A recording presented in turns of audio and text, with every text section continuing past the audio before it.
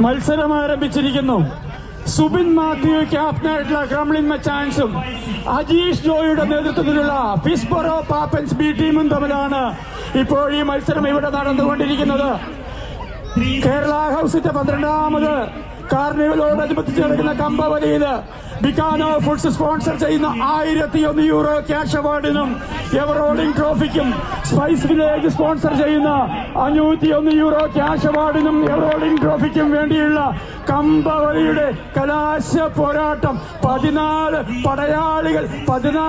പട പോരാളികൾ കമ്പക്കയറുകൊണ്ട് അത്ഭുതങ്ങൾ സൃഷ്ടിച്ചുകൊണ്ട് കാർണിവലിന്റെ പുൽമൈതാനിയെ തീപിടിപ്പിച്ചുകൊണ്ട്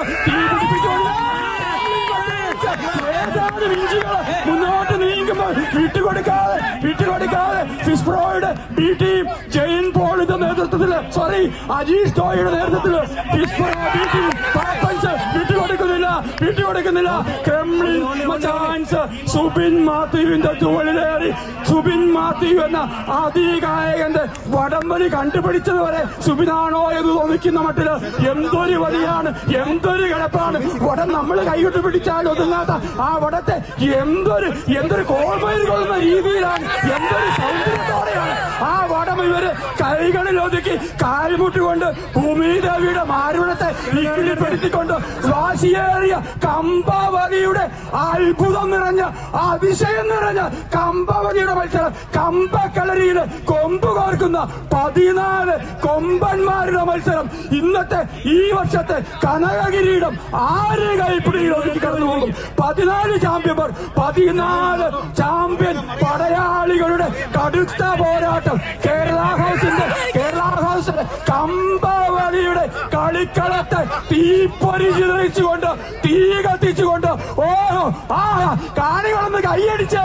ഇതെന്താ നിങ്ങൾ വളർന്നു പോയോ? ഒന്ന് കൈയടിച്ചു സ്വീകരിച്ചേ.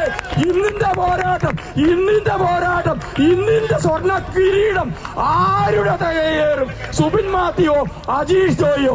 ആര് സ്വർണ്ണ കിരീടം? കേരള ഹൌസിന്റെ കമ്പവലിയുടെ സ്വർണ്ണ കിരീടം ആരുടെ തലയിൽ?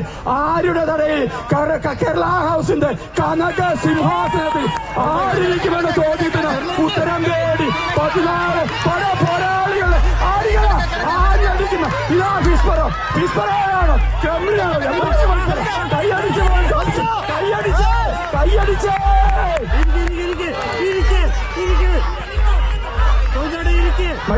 മത്സരം പുരോഗമിക്കുന്നു. വാശിയോടെ ഫിസ്ബറോയുടെ ബി ടീം എട്ടടി വലിച്ച് പട്ടണം.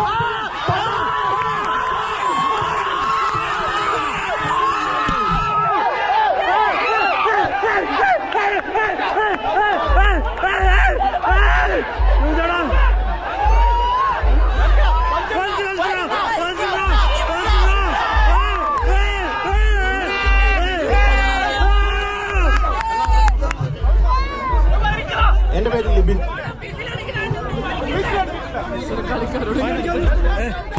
ചെറിയ